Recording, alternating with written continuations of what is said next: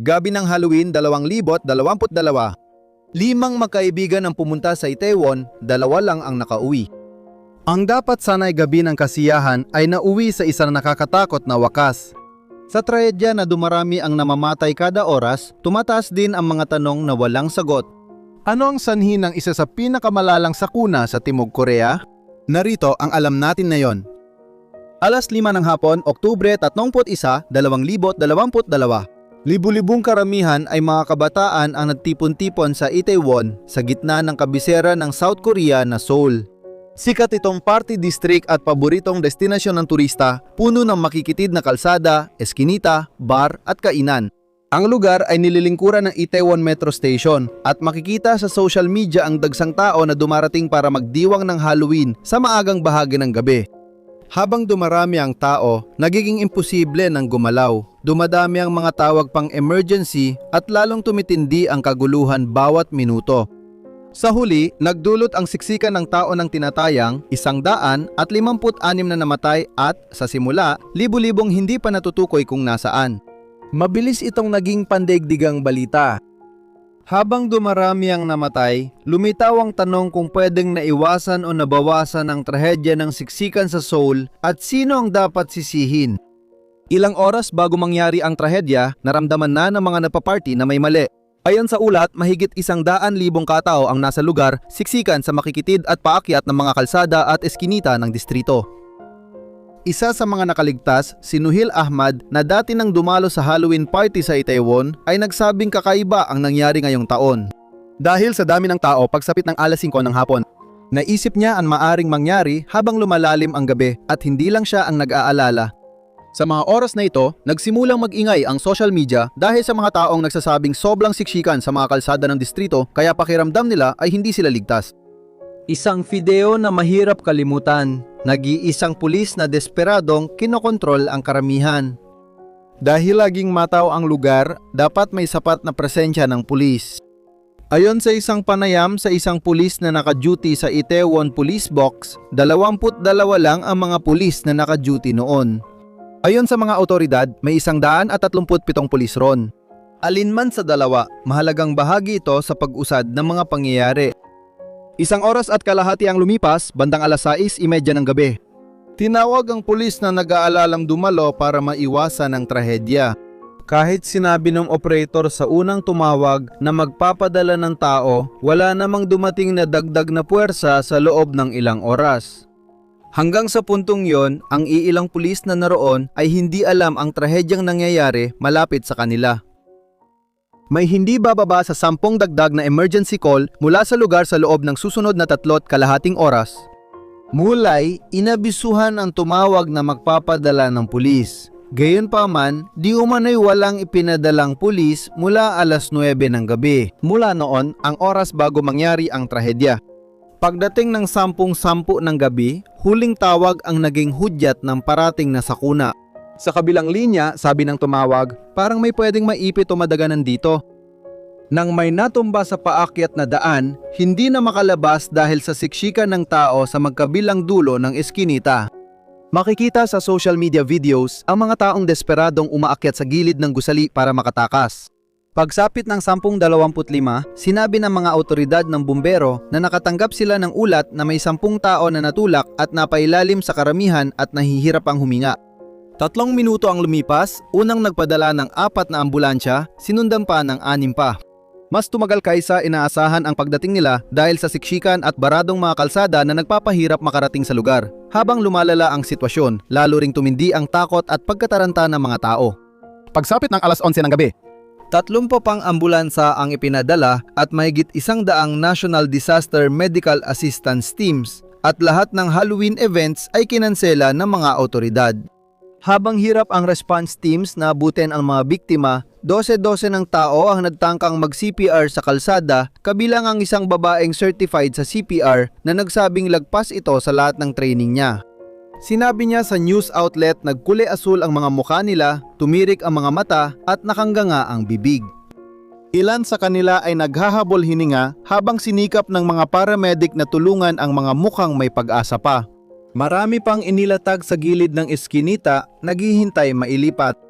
Ang pinaka nagpagulat sa kanya ay ang isang doktor na araw-araw nakakakita ng trahedya ay natigilan sa pagkabigla. Sa kalapit na club, desperadong humawak ang mga partygoers sa mga braso at binti ng bouncer at nagmakaawa ng tulong pero wala siyang magawa. Sobrang grabe na ang sitwasyon. Sobrang siksik na ang lugar. Samantala, sinubukan ng staff sa mga kalapit na club na buhatin ang mga nasugatan sa loob para magkaroon ng espasyo para sa CPR. Sumali rin ang mga nasa loob ng mga club sa pagsubok na hilahin palabas ang mga katawan at tumulong. Hindi mabilang na mga kwento ng saksi ang nagkwento tungkol sa mga sigaw na nagmumula sa mga tao habang natatabunan ng malakas na tugtugin ang trahedyang nagaganap ilang hakbang lang ang layo. Habang umiiyak, naalala ng isang partygoer kung paano niya tinulungan ang mga natumba, pero 5 o 6 na patong na ng mga tao ang makakapatong. Marami na ang nawalan ng malay. May mga naalala ng masakit na sandali habang tuloy-tuloy ang pagring ng telepono ng mga biktima, sinusubukan ng mahal sa buhay na makumpirma kung ayos sila. Kasabay nito, sunod-sunod na dumating ang mga emergency alert. Kung malapit ka sa lugar ng aksidente, malapit sa Hamilton Hotel sa Itaewon, Gyeongsanggu, umuwi ka agad kung maaari. Bandang 1:00 ng madaling araw, matapos ang 2 oras at kalahating pagsisikap na mailabas ang mga katawan, inilabas ng mga otoridad ang unang bilang ng namatay na umabot sa 59. Agad nilang inilipat ang mga nasugatan sa 18 kalapit na ospital habang dinala ang mga katawan sa iba't ibang punerarya at isang sports stadium para makilala. Noong mga unang oras, nakatanggap ang pamahalaang lungsod ng maraming ulat ng mga nawawalang tao. Ilang araw pa bago makilala ang mga biktima. Sa loob ng ilang oras, nakahandusay ang mga bangkay na natatakpan ng asul na kumot. Ilang oras matapos ang trahedya, nagdaos ng emergency meeting si Pangulong Yoon Suk-yeol ng South Korea at inianunsyo ang investigasyon sa sanhi nito. Kinabukasan, nagdeklara siya ng pambansang pagluluksa. Binatikos din ang pulisya dahil sa mabagal na pagresponde matapos ang mga naunang tawag na nagbabala tungkol dito. Naulat na sanhi ng crowd crush ang pagdagsa ng tao sa bar para makita ang sikat na personalidad, pero wala pa rin patunay hanggang ngayon. Una rin itong naiulat bilang isang stampede, ngunit agad itong binago. Bagamat magkahawig, ang stampede ay nangangahulugan na may lugar na matatakbuhan ng mga tao na hindi naman nangyari sa Itaewon. Napagkasunduan na masyadong makitid ang eskinitang may 3 daanan at natabunan ng malalakas na tugtog mula sa mga club ang mga sigaw ng tulong. Isa rin itong popular na daanan mula sa metro dahil sa pagiging shortcut nito. Sa ideal na sitwasyon, dapat may harang na para sa crowd control. Ngunit dahil walang event organizer, hindi naging maayos ang pagpaplano. Sabi ng mga saksi, ang sigawan ng magtulakan sa crowd ang nagdulot ng matinding tulakan. Hindi na sila nakalakad noon. Hinaatak na sila ng agos ng tao at di na nila mapigilan kahit subukan. Dahil sa anggulo ng eskinita, nagsimulang matumba ang mga natutulak mula sa likod na nagdulot ng bara ng mga tao. Kapag nagsimulang gumalaw ang mga tao sa sobrang siksik na karamihan, wala nang sapat na espasyo ang bawat isa para kumilos ng normal o makagawa ng matinang desisyon. Sa halip, ang buong crowd ay gumalaw na parang likido, itinutulak ng presyon mula sa likod. Ang kawalan ng kakayahang mapadali ang paggalaw ay maaari magdulot ng 2 problema, ang panganib na makarating sa isang masikip na bahagi at ang panganib na may matumba. Sa Itaewon, nangyari ang kombinasyon ng 2. Katulad ng batas ng fluid dynamics, pwedeng makaranas ng shockwaves ang masa ng tao na kumakalat pataas at paatras kapag may tulak mula sa anumang direksyon. Ang mga taong nasa unahan ng karamihan na wala pa sa mapanghanib na siksikan ay makakadaan sa masikip na bahagi, pero di maiiwasan na sumunod ang siksik na karamihan dahil sa puwersa. Sa kasong ito, masyadong makitid ang masikip na bahagi para sa buong karamihan kung magsisiksikan sila. Kalaunan, ito ay nabara. Lalong nadaganan ang mga nasa unahan dahil sa mga tao sa likod. Hindi namatay ang mga biktima sa pagdurog, kundi sa compressive asphyxiation o mechanical na pagpigil sa paglawak ng baga dahil sa pag-ipit ng dibdib na sanhi ng pagkawala ng paghinga. Nahatlangan ang pagpasok ng hangin sa katawan dahil sa panlabas na presyon. Sa Itaewon, hindi na makahinga ang mga natumba dahil sa mga nagpatong-patong na katawan habang ang iba inamatay rin ng nakatayo.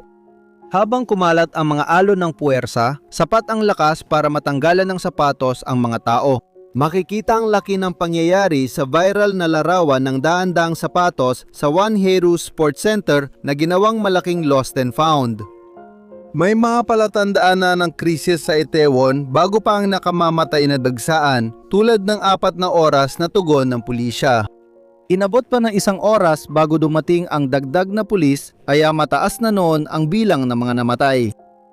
Nasa unang yugto pa lang ng investigasyon kaya puro haka-haka at yora pa lang ang batayan natin at maaring hindi masagot ang pinakamahalagang tanong. Bakit napakakaunti ng presensya ng pulis? Mahalagang tanong ito kapag isinasaalang-alang ang karaniwan sa Timog Korea. Halimbawa, noong nagdaos ng palabas ang K-pop group na BTS na nagtipon ng 55,000 katao na kalahati lang ng dami nung gabi ng Halloween, handa ang mga pulis. Naglagay sila ng 1,300 pulis para sa kaligtasan ng tao. Ganito rin ang ginagawa sa mga politikal na protesta. Kahit kakaunti, kilala ang pulisya sa maingat na pagpaplano para mapanatili ang kaayusan sa mga pagtitipon. Noong Halloween, mga 6,000 pulis ang itinalaga sa protesta laban sa gobyerno sa downtown at pagbabantay sa mga panggulo. Si Pangulong Yoon na inilipat ang kanyang opisina sa isang lugar na hindi kalayuan sa Itaewon noong mas maaga ngayong taon. Kaya bakit 137 pulis ang itinalaga sa Itaewon sa isang gabing alam namang may pagdiriwang? Ayon sa mga awtoridad, mas marami silang ipinadalang pulis para sa Halloween na yung taon. Ang unang selebrasyong walang mga restriksyon dahil sa pandemya kaysa noong mga party bago ang COVID. Dahil walang pangunahing tagapag-organisa ng party, walang espesyal na kahilingan sa pulisya para sa crowd control at kaligtasan. Isinisirin ang pangyayari sa 2 pampulitikang demonstrasyon na naganap noong gabing iyon, ngunit natapos na ang mga iyon bago pa naganap ang trahedya ng matinding siksikan ng mga tao. Nag-iba ang kwento nang sabihin ng awtoridad na di nila alam ang malaking pagtitipon. Sa kabilang banda, sinabi ng isang opisyal na nagtatrabaho sa selebrasyon na alam na ng pulisya ng Itaewon bago pa man nadadagsa ang mga tao ron para sa Halloween. Humingi sila ng dagdag na puwersa sa pamahalaan ng Seoul bilang paghahanda, ngunit tinanggihan sila at hindi niya alam kung bakit. Noong gabing iyon, kulang ang komunikasyon ng mga awtoridad at mga tauhan sa lugar. Hindi agad nabigyan ng tamang utos ang mga pulis sa Yongsan nang dumating ang emergency calls at natanggap lang ng hepe ng pulisya ang unang ulat tungkol sa trahedya sa Itaewon 1 oras at 21 minuto pagkatapos ng aksidente. May mga hinala rin na dahil sa dagdag na trabaho ng istasyon ng pulisya sa pagbibigay ng seguridad para sa Pangulo, nakakaranas ng pagod ang mga pulis. Bukod sa tugon, dapat ding tanungin kung ang trahedya sa Itaewon ay issue ng urban planning. Sa mga nakaraang taon, naging patok at patuloy na umuunlad ang Itaewon. Sabi ng ilan, isa raw ito sa mga naging dahilan ng siksikang trahedya noong Halloween. Sa simula, sa kanto ng makitid na eskinita, naroon ang Hamilton Hotel na nagtayo ng mga estrukturang walang pahintulot tulad ng pansamantalang metal na pader, booth at terasa. Mas lalo pang sumikip ang daanan sa mismong makipot na bahaging yon dahil sa mga estrukturang ito. Ayon sa ulat, hindi sinunod ng hotel ang utos ng distrito na alisin ang mga ito. Di nagtagal, sumunod na rin ang iba pang mga negosyo sa paligid sa pagtatayo ng mga ilegal na terasa na nakausli sa kalsada, dahilan para lalo pang lumiit ang daanan kaysa sa nararapat. Pero hindi nito tuluyang inaalis ang pananagutan ng mga otoridad. Dahil alam nila ang event at ilegal na istruktura, sana ay naglagay sila ng mga checkpoint na may harang, gumawa ng iisang direksyong sistema ng daloy ng mga tao at gumamit ng mga megaphone para gabayan ng tao. Kung may patupad agad ang batas laban sa ilegal na istruktura, mas maluwag sana ang eskinita noon pa. Bukod pa dyan, kung hindi nakita ng pulisya ang dami ng tao sa kanilang pagpaplano, sana ay nakita na ng mga CCTV camera ang dumaraming tao mula pa noong umpisa. Noong 8 ng Nobyembre, 2022, 55 opisina ang ni-raid. Kabilang na ang istasyon ng bumbero, punong tanggapan ng Seoul Metro, National Police Agency at Seoul Metropolitan Police Agency. Ang raid sa istasyon ng bumbero ay dahil sa aligasyon na hindi agad tumugon ang hepe sa hiling ng pulisya na magsanib puwersa bago mangyari ang trahedya sa Halloween crowd. Ni-raid ang punong tanggapan ng metro dahil hindi nagpatupad ng safety measures ang subway operator tulad ng desisyong wag huminto ang tren sa Itaewon Station para makatulong sa crowd control. Bukod pa rito, maraming kaso ng propesyonal na kapabayaan na nauwi sa pagkamatay ang isinampa. Ayon kay Pangulong Yun, ipinakita ng insidente ang kahalagahan ng crowd management at kakulangan sa pananaliksik dito. Simula na mangyari ang trahedya noong Halloween, mga pansamantalang memorial para sa 156 na biktima, karamihan ay kabataang babae, ay itinayo sa paligid ng Itaewon. Ang mga pamilya ng 26 na dayuhang biktima ay naipauwi na ang mga labi ng kanilang mahal sa buhay at puspusan na ang isinasagawang investigasyon. Ang magagawa lang natin ay umasa na ang mga planong pag-unlad sa lugar ay makakaiwas sa ganitong trahedya. Panurin ang susunod na episode kung interesado ka sa video na ito. Pakilike at mag-iwan ng komento kung gusto mong suportahan ang channel.